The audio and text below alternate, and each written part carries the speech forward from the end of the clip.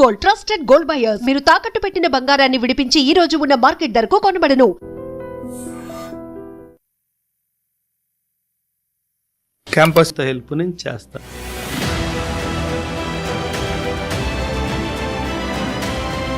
ఎవరైనా సరే పిల్లలు వాళ్ళు ఇంటర్మీడియట్తో పాటు ఎన్డీఏకి కానీ ఇంటర్మీడియట్తో పాటు సివిల్స్కి ప్రిపేర్ అవ్వాలనుకున్నా, గ్రాడ్యుయేషన్ అయిపోయాక కూడా సివిల్స్ ప్రిపేర్ అవ్వాలనుకున్నా, ఎనీ యూనిఫామ్డ్ సర్వీస్, మీరు పోలీస్ రంగంలో అయి ఉండొచ్చు, మీరు డిఫెన్స్లో చేసి ఉండొచ్చు, మీరు సిఏపిఎఫ్, సిఆర్పిఎఫ్, సిఐఎస్ఎఫ్, బిఎస్ఎఫ్, మీ పిల్లల్ని నా దగ్గర పంపించండి. అంటే సాఫ్ట్వేర్ కాకుండా నేను చెప్తున్న ఎన్డీఏ ఎగ్జామ్స్ రాసి లేదా సొసైటీలో మంచి పేరు తెచ్చుకోవాలి, సివిల్స్ రాయాలి, గ్రూప్ 1 రాయాలన్న వాళ్ళకి మీ అకాడమీ ఏ విధంగా? సార్ మీకు ఒక ఎగ్జాంపుల్ ఇస్తాను sir. Right place, right time, right dress.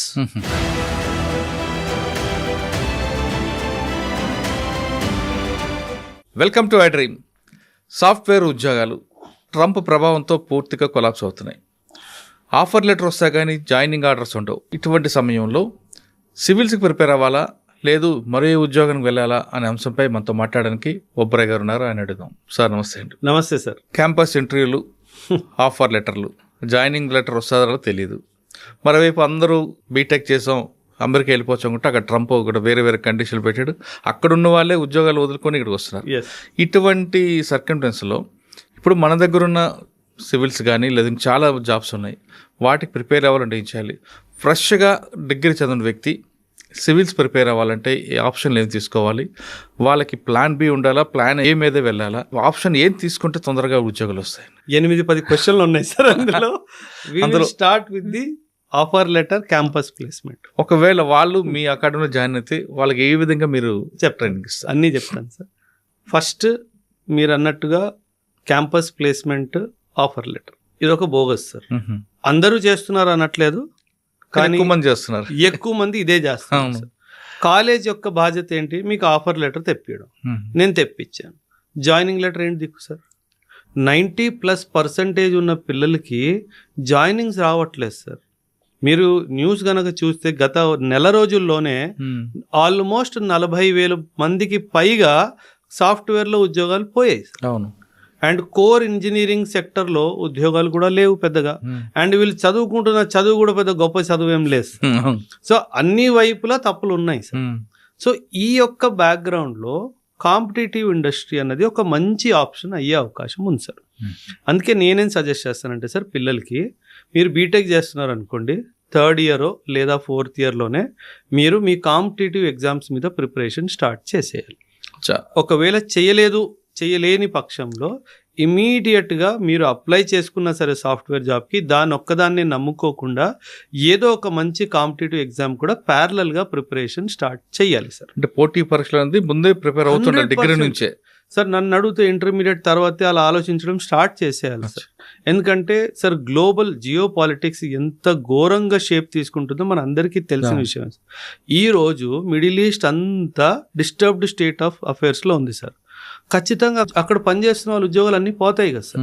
అక్కడ ఎంతో నష్టం వస్తుంది కదా సార్ ఈ కంపెనీలకి, పెద్ద పెద్ద కంపెనీలకి. కానీ అవి చూసి కూడా మారట్లేదు. ఇంకా మా పిల్లలు సాఫ్ట్వేర్ అయ్యి అమెరికా వెళ్ళాలి, అక్కడే సెటిల్ అవుతాడు అని కొంతమంది తల్లిదండ్రులు. మరి మార్పు వస్తుంది సార్, కానీ ఇంకా టైం పడుతుంది సార్. మార్పు వస్తుంది, బట్ అంత పర్సంటేజ్ ఆఫ్ మార్పు లేదు సార్. కాకపోతే ఇక్కడ యూపీఎస్సీ, సివిల్ సర్వీసెస్ లాంటి పరీక్షల మీద వాళ్ళకి అభిప్రాయం సాధారణంగా ఎలా ఉంటుందంటే, అది చాలా డిఫికల్ట్ ఎగ్జాము, మావాడు చేయలేడు అనుకుంటారు సార్.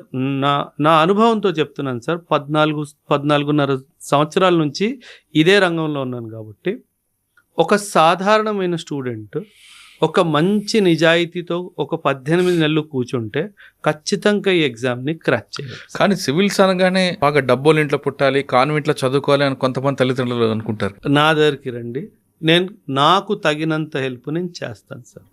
ఇంకో విషయం సార్, నేను మిమ్మల్ని ఫాలో అవుతూ ఉంటాను సార్. మీరు ఎన్నో వీడియోస్ పోలీస్ వాళ్ళతో చేస్తారు సార్. ఆల్మోస్ట్ 690 పైగా మీరు వీడియోలు చేస్తారు సార్.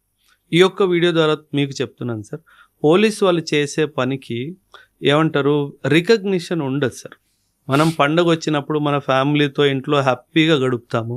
పాపం వాళ్ళేమో రోడ్ల మీద పడి అదే లా అండ్ ఆర్డర్ని మెయింటైన్ చేస్తారు. థ్యాంక్లెస్ జాబ్ అంటారు. అసలు థ్యాంక్లెస్ జాబ్ సార్, అది థ్యాంక్లెస్ జాబ్ అయిపోయింది.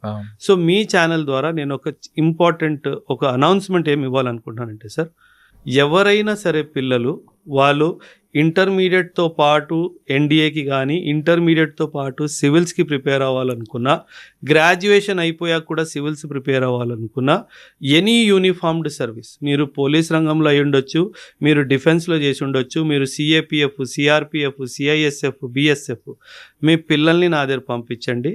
తగినంత సహాయం నేను ఖచ్చితంగా చేస్తాను సార్. 100% మీ ప్లాట్ఫామ్లో నేను గ్యారంటీ ఇస్తున్నాను సార్, నేను హామీ ఇస్తున్నాను. అదే కాదు సార్, ఎందుకు ఈ పిల్లల్ని నేను ఎక్కువగా అడుగుతున్నాను అంటే సార్, వీళ్ళలో ఆ పేరెంట్స్ని చూసి ఒక క్రమశిక్షణ అనే భావన వీళ్ళలో ఉంటుంది. అండ్ దేశం పట్ల ఒక సేవ చేయాలి అనే ఆలోచన కూడా ఉంటుంది సార్. సో ఈ పిల్లల్ని మనం మౌల్డ్ చేస్తే ఖచ్చితంగా దేశానికి మనం మంచి బ్యూరోక్రాట్స్ని ఇచ్చే అవకాశం ఉంది. కానీ కొంతమంది తల్లిదండ్రులు కాలేజ్ నుంచి రాగానే ఉద్యోగం వెళ్ళాలి, ఉద్యోగం వెంటనే వచ్చేయాలి, తర్వాత పెళ్లి చేయాలి అంటే వాళ్ళ మైండ్ సెట్ వేరేగా ఉంటుంది, ఆ కష్టాల నుంచి బయటపడాలని. అవును. మరి మీరు చెప్తున్న సివిల్స్ కానీ పోటీ పరీక్షలకు అది దీర్ఘకాల యుద్ధం లాంటిది అది. అవును సార్. అందులో సివిల్స్ అంటే కానీ మర్చిపోతుండాలి, కొన్ని సంవత్సరాలు రాస్తూనే ఉండాలి. మరి అటువంటిప్పుడు భావించే తల్లిదండ్రులకు మీరేం చెప్తారు? ఒక దేశానికి రాజు అవ్వాలి అంటే యుద్ధం గెలవాలి కదా సార్. యుద్ధం గెలవంది ఎవ్వరూ రాజు అవ్వలేరు. ఓన్లీ ఛాన్సెస్ మీ నాన్నగారు రాజు అయ్యి ఉంటే మీకు దొరికే అవకాశం ఉంది. అది కాకపోతే మీరు రాజు అవ్వాలి అంటే యుద్ధం చేయాల్సిందే సార్. అంటే ఓపిక ఉండాలి. అండ్ రెండోది, మీరు అన్నట్టుగా తల్లిదండ్రులు ఏం కోరుకుంటున్నారు, ఉద్యోగం అయిపోగానే మా వాడికి ఏదో జాబ్ వచ్చింది, నెలకి 40,000 వేలు జీతం వచ్చింది అని ఆశపడతారు. ఆ ఆశ పడడంలో తప్పు లేదు సార్. కానీ ప్రాబ్లం ఏంటంటే సార్, ఆ ఆశలో అంటే స్థిరత్వం ఉందా లేదా, అంటే వచ్చిన జాబు నిలుస్తుందా లేదా, ఆ జాబ్లో ఎంత స్ట్రెస్ ఉంటుంది, ఈ డైమెన్షన్స్ అన్నిటినీ కూడా ఆలోచించాలి. అందుకే నేను పిల్లలకి మీకు ఏం చెప్పాను సార్, బీటెక్ 3rd 4th ఇయర్లో ఉన్నప్పుడు ఆలోచించడం స్టార్ట్ చేసేయాలి, మీ ప్రిపరేషన్ స్టార్ట్ చేసేయాలి, రోజుకి 2-3 గంటలు చదవడం స్టార్ట్ చేసేయాలి సార్. పేరెంట్స్ మా పిల్లలు తొందరగా సెటిల్ అయిపోవాలి, తొందరగా పెళ్ళిళ్ళు అయిపోవాలి అని కోరుకోవడంలో తప్పు లేదు సార్. ఎందుకంటే that is how our society thinks. వాళ్ళు కూడా అలాగే. ఇప్పుడు ఒక కాలనీ ఉంది సార్, 2 ఇల్లులు ఉన్నాయి.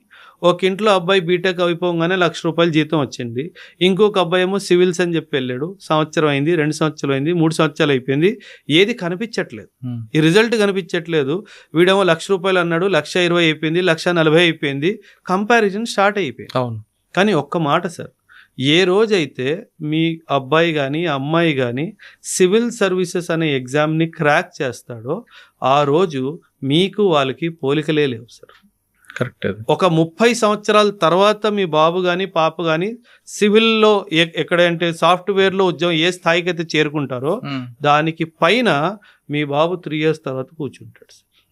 అది మన సమాజం ఈ యొక్క అంశాన్ని కూడా గుర్తించే అవకాశం చాలా ఉంది సార్. కొంతమంది తల్లిదండ్రులు 10th క్లాస్ పాస్ అవ్వగానే ఐఐటి కాకుండా ఐఏఎస్ ఐపీఎస్ కోచింగ్ ఇచ్చే కాలేజీలోనే జాయిన్ చేస్తున్నారు. ఎందుకంటే ఆ కాలేజీలో చెప్పారా వేరే విషయం, కానీ ఐఏఎస్ ఫౌండేషన్ కోర్స్ మాదిరి అని. కానీ అంటే మీరు చెప్తున్నట్లుగా ఐఏఎస్ ఐపీఎస్ అని కాకుండా పోటీ పరీక్షలు ఏ కాలేజీ నేర్పుతూ అక్కడ జాయిన్ చేయమంటారా? పోటీ అంటే ఐఐటి అంటున్నారు. ఐఐటి కానీ లేదా బ్యాంక్స్ కానీ మీరు చెప్తున్నా సార్. నేను ఒక సజెషన్ సార్, పేరెంట్స్ అందరికీ ఒక సజెషన్ సార్, ఎప్పుడైనా ఒక మాట గుర్తుపెట్టుకోండి సార్. మేబీ మీకు పిల్లలు పెద్దవాళ్ళు అయిపోయి ఉంటారు, నాకు అంత ఐడియా లేదు.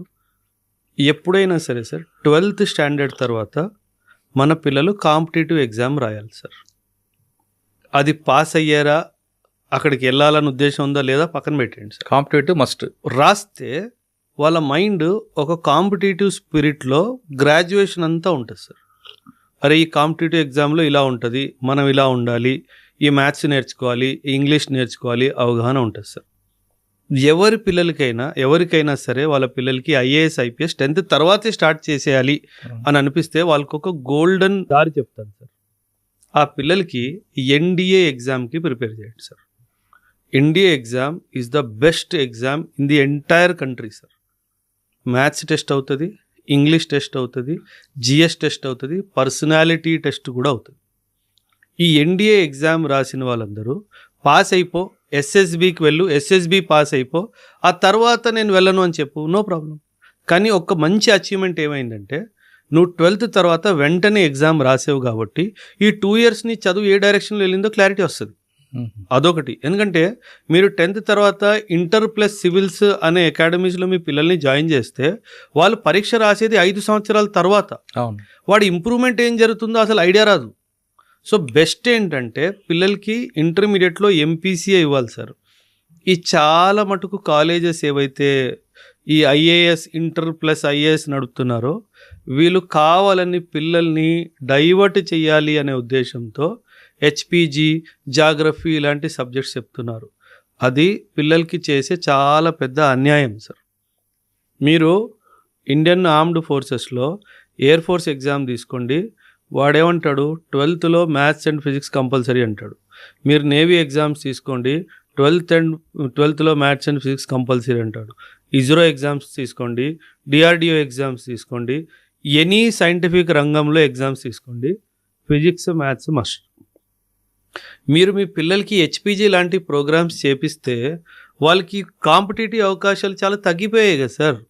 మీరు సివిల్స్ ఒక్కటినే నమ్ముకుంటూ నడుస్తే ప్లాన్ బి సంగతి ఏంటి? అండ్ వీళ్ళు మ్యాథ్స్ 11th 12th మ్యాథ్స్ వదిలేస్తే వీళ్ళు మళ్ళీ సివిల్స్లో కూడా మ్యాథ్స్ సీసాట్ రూపంలో ఉంది కదా సార్. వీళ్ళు భయపడరా మరి దానికి? సో ఖచ్చితంగా మీరు చెప్పినట్టు ఈ పిల్లల్ని ఎన్డీఏ లాంటి ప్రోగ్రామ్స్ ఇంటర్మీడియట్తో పాటు ఉంటే మంచి హెల్త్ రోజు పరిగెట్టిస్తారు, మంచి క్రమశిక్షణ, మంచి చదువు. ఇంకేం కావాలి సార్? 2 years. ఆ తర్వాత అదే మైండ్ సెట్తో 3 years గ్రాడ్యుయేషన్తో పాటు సివిల్ సర్వీసెస్కో గ్రూప్స్కో తయారవుతే ఎందుకు కొట్టరు సార్ ర్యాంక్? 100% వస్తుంది. సో కాకపోతే అదే అంశంలోకి వెళ్ళిపోయి హిస్టరీ, ఫిజిక్స్, జాగ్రఫీ ఇవే ఇంటర్మీడియట్లో ఇవే గ్రాడ్యుయేషన్లో చదివితే పిల్లలకి ఏమవుతుందంటే సార్ విసుగు వచ్చేస్తుంది ఈ సబ్జెక్ట్స్ మీద. అండ్ ఆ మ్యాథ్స్, ఇంగ్లీష్ లేకపోవడం వల్ల వాళ్ళ అనలిటికల్ ఎబిలిటీ కూడా బాగా దెబ్బతింటుంది. And English speaking techniques Rao sir. ఒక అబ్జర్వేషన్ సార్, నా అబ్జర్వేషన్ 100% కరెక్ట్ చెప్తున్నాను సార్. మన 2 తెలుగు రాష్ట్రాల్లో గత 15 సంవత్సరాలు, 12 నుంచి 15 సంవత్సరాల లోపు ఎవరైతే ఇంటిగ్రేటెడ్ చదువుకున్నారో సార్ వాళ్ళ కాన్ఫిడెన్స్ భూమి కిందకి వెళ్ళిపోయింది సార్. అవునా? ఇది వాస్తవం సార్. ఇది నేను చెప్పిన మాట కాదు సార్, పిల్లలు చెప్పిన మాట. ఇంటర్మీడియట్తో పాటు ఇది ఏమంటారు ఇంటిగ్రేటెడ్ చెయ్యాలి అనుకున్న వాళ్ళు ఇంటర్మీడియట్ అయిపోగానే మన హైదరాబాదు, మన 2 తెలుగు రాష్ట్రాలని మీద నమ్మకం కోల్పోయి నార్త్కి వెళ్ళిపోయారు సార్. అంటే వీళ్ళు ఆ బిజినెస్ పర్స్పెక్టివ్తో వాళ్ళలో ఉన్న కాన్ఫిడెన్స్ని చంపేశారు. సో దానివల్ల చాలా పిల్లలకి నష్టం జరిగింది. సో నా సజెషన్ ఏంటంటే integrated civils, integrated inter with NDA, integrated with civils కన్నా ఇంటర్మీడియట్ ఎన్డీఏ చేయిస్తే చాలా బాగుంటుంది సార్. ఓకే, ఆ తర్వాత డిగ్రీలో సివిల్స్ వైపు వచ్చేయండి అని చెప్తాను. సరే, ఇందా మనం మాట్లాడుకున్నట్లుగా ఆఫర్ లెటర్లే ఉంటాయి, జాయినింగ్ లెటర్లు ఉండవు. ఆ కాన్సెప్ట్ నుంచి బయటకు వచ్చి మన పిల్లలందరూ మంచిగా చదువుకోవాలనుకుంటే వాళ్ళకి మీరు ఇచ్చే సజెషన్ ఏంటి? ఒకవేళ గ్రూప్స్ రాయాలనుకున్నా, సివిల్స్ రాయాలనుకుంటే వాళ్ళకి ఆప్షన్లు ఏం తీసుకోవాలి? అటువంటి ఆలోచనలు ఉన్న వాళ్ళకి మీ అకాడమీ ఏ విధంగా వాళ్ళు సహకరిస్తారు? సార్, ఇప్పుడు ఫౌండేషన్ బ్యాచెస్ నడుస్తాయి సార్. GS general studies, prelims cum mains foundation batches నడుస్తాయి సార్. 11 నుంచి 12 నెలలు టైం పడుతుంది. నేను ఈ పిల్లలకి ఏమంటానంటే ఒక 12 months అన్నీ మర్చిపోయి కూర్చొని ఆ సిలబస్ని కాంప్రిహెండ్ చేస్తూ, సిలబస్ అంతటినీ కాంప్రిహెండ్ చేస్తూ ఆ కంటెంట్ మీద మీరు పట్టు తెచ్చుకోండి 12 months. ఆ తర్వాత మీరు ప్లాన్ బి మీద ఆలోచించడం స్టార్ట్ చేయండి. కానీ ఈ 12 months మాత్రం అన్నీ మర్చిపోయి దీని మీద ప్రిపరేషన్ మీద ధ్యాస పెట్టి అప్రోచ్ అవ్వండి. ఆ 12 months అయిపోయిన తర్వాత మీరు బీటెక్ మెకానికల్ చేశారనుకోండి, మెకానికల్ సంబంధించి నేను ఏదైనా స్కిల్ సంపాదించి వెంటనే ఏదైనా జాబ్ తెచ్చుకోగలనా, నెలకు ఒక 30,000 40,000 వచ్చే జాబ్ తెచ్చుకోగలనా? ఎస్, తెచ్చుకున్నాను. ఒక 8 గంటలు జాబ్ చేస్తాను, రోజు 3 గంటలు ప్రిపేర్ అవుతాను, సంవత్సరం తర్వాత ఎగ్జామ్ రాస్తాను. 1 సంవత్సరం ప్రిపరేషన్ అయిపోయింది బీటెక్ తర్వాత, 1 సంవత్సరం జాబ్ చేశాను, డబ్బులు సంపాదించాను, బాధ్యతగా ఇంటికి డబ్బులు పంపించాను, యూపీఎస్సీ కూడా ప్రిపేర్ అయ్యాను, 1 సంవత్సరం తర్వాత ఎగ్జామ్ రాశాను. ఎక్సలెంట్ దారి కదా సార్. సో ఇలా మనం మంచిగా ప్లాన్ చేసుకుంటే ఒకవైపు సివిల్స్ మీద మనకి ఇంట్రెస్ట్ పోదు, ఆ డ్రీమ్ అలా ఉంటుంది. రెండో వైపు మీకు అర్నింగ్ కెపాసిటీ వస్తుంది. ప్లాన్ బి ఉంటుంది కాబట్టి ప్లాన్ బి ఏంటి సార్, చేతిలో ఉంది ఉద్యోగం. కానీ ప్లాన్ బి ఉంటే ప్లాన్ ఏ మీద ప్లాన్ బి ఉంది కదా అని రిలాక్స్ మోడ్ లో వస్తుంది. ప్లాన్ ఏ అనేది ఫెయిల్ ఇంట్రెస్ట్ పోతుంటది. అది ఇంకా పర్సనాలిటీలో దోషం సార్, ఖచ్చితంగా. అది జరిగితే మాత్రం పర్సనాలిటీలో దోషం ఉన్నట్టే లెక్క. మీరు ప్లాన్ బి చేతిలో ఉంది అని చెప్పి ప్లాన్ ఏని మర్చిపోతే దాన్ని మీరు మీ గమ్యాన్నే మర్చిపోయారు కదా సార్. అది ఉండకూడదు సార్. ఎందుకంటే సార్ ఎప్పుడైనా సరే మనం పైకి వెళ్ళాలి అంటే మెట్టు ఒకటి ఎక్కుతాం కదా సార్. మనం పైకి వెళ్ళాలి అన్న ఉద్దేశంతో ఒక మెట్టు మీదే కూర్చుండిపోయి ఉంటే మరి ఇంక పైకి వెళ్ళాం కదా సార్. సో ఆ పైకి వెళ్ళాలి అంటే ఒక మెట్టు అలా వెళ్ళాలి సార్.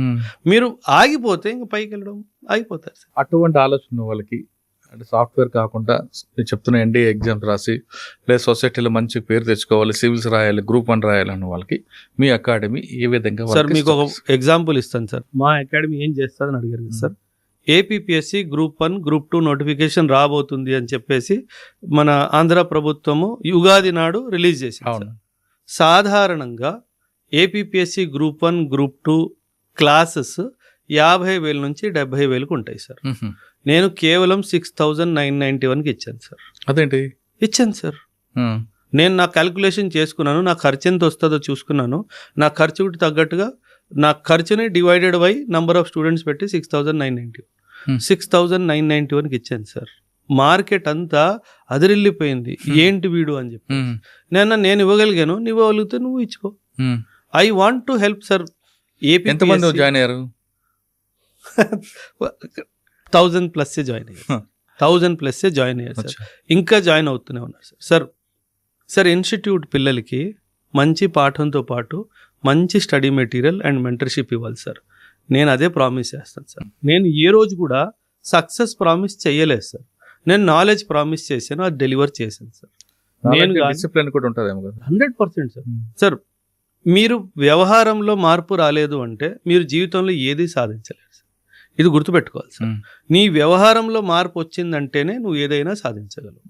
అది మిలిటరీ డిసిప్లినే అవ్వాల్సిన అవసరం లేదు సార్. పర్సనల్ డిసిప్లిన్, పొద్దున్న లేచే టైము, రాత్రి పడుకునే టైము, ఎంత టైం పడుకోవాలి, భోజనం ఏం చేయాలి, ఎప్పుడు ఎక్కడ ఎలా ఉండకూడదు సార్.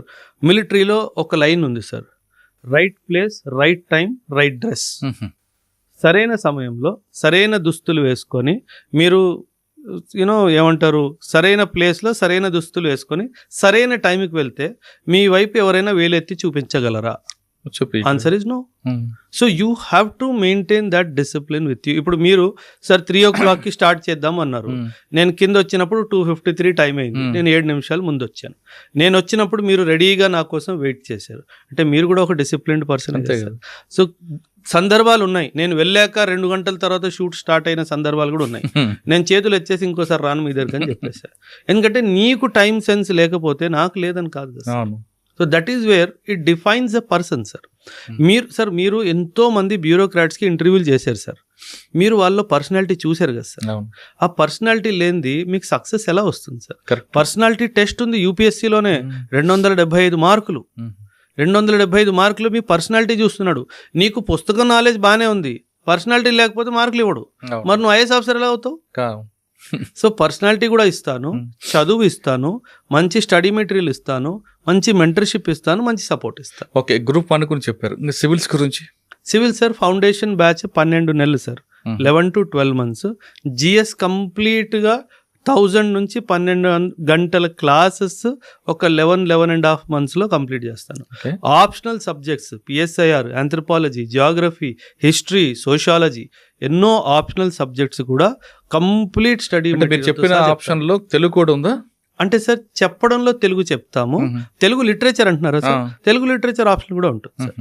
చెప్పడం మనం ఇంగ్లీష్లోనే చెప్తాం సార్, ఎందుకంటే పిల్లలు ఇంగ్లీష్లోనే కాంపిటీషన్ని ఫేస్ చేయాలి కాబట్టి క్లాసెస్ జనరలీ సాధారణంగా ఇంగ్లీష్లోనే చెప్తాం సార్. 12 నెలల course, 12 months of course. Okay, ఇందులో ప్రిలిమ్స్ వరకు చూస్తారు, అందులో సెలెక్ట్ అయ్యారు అనుకుంటే తర్వాత మెయిన్స్కి.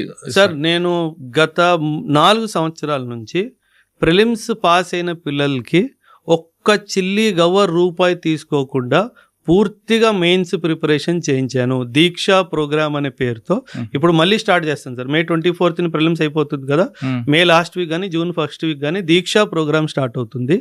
రూపాయి కట్టన అవసరం లేదు సార్ ఎవ్వరు. ఓకే, ప్రిలిమ్స్ తర్వాత దీక్షా ప్రోగ్రామ్ సక్సెస్ అయిన వాళ్ళకి ఇంటర్వ్యూస్ ఉంటాయి. దానికి కూడా మీరు చార్జ్ చేస్తారా? లేదు sir, mock interview free of cost, ఇంటర్వ్యూకి సంబంధించిన క్లాసెస్ కూడా ఫ్రీ ఆఫ్ కాస్ట్. ఆ స్కిల్స్ డెవలప్మెంట్ కానీ అవన్నీ నేర్పుతుంటారు అందులో? సార్, అంటే చాలా మంది పిల్లలు నా దగ్గర ఫౌండేషన్కి రాకుండా మెయిన్స్కి అండ్ ఇంటర్వ్యూకి వస్తారు. వాళ్ళతో నాకు గడపడానికి టైం తక్కువ దొరుకుతుంది. వాళ్ళలో నా పిల్లలలో డిఫరెన్స్ మీరు ఈజీగా పసిగట్టేయగలరు. కానీ కొంతమంది పిల్లలు మీ దగ్గర మెయిన్స్ ప్రిలిమ్స్ ట్రైనింగ్ తీసుకుంటారు, మెయిన్స్ వరకు వస్తారు, ఎక్కడో మధ్యలో మాక్ ఇంటర్వ్యూకి ఇంకొక ఇన్స్టిట్యూట్కి వెళ్తారు. వాళ్ళ సక్సెస్ అయితే ఆ స్టూడెంట్ మావాడే అని వాళ్ళు క్లెయిమ్ చేస్తుంటారు. సార్ ఇది ఇప్పుడు ఎలా అవుతుందంటే సార్, ఫర్ ఎగ్జాంపుల్ ఒక అమ్మాయో అబ్బాయి ఉన్నాడు సార్, నా దగ్గర ఫౌండేషన్ తీసుకున్నాడు సార్. మీరు యూపీఎస్సీ రంగంలో ఒక టీచర్ సార్, మీరు జాగ్రఫీ చెప్తారు, మీరు బాగా చెప్తారు అని మార్కెట్లో పేరుంది. ఆ అబ్బాయికి జాగ్రఫీ ఆప్షన్ అనుకుందాం, మీ దగ్గర కూడా వస్తారు, సార్ నాకు ప్లీజ్ సజెస్ట్ చేయండి, హెల్ప్ చేయండి అని. మీరు వేరే సంస్థకు పనిచేస్తున్నారు అనుకుందాం సార్. సో ఖచ్చితంగా వాళ్ళు కూడా పెట్టుకుంటారు కదా సార్. సో ఇది యూపీఎస్సీ రంగంలో ఇది ఒక కామన్ ప్రాక్టీస్ సార్.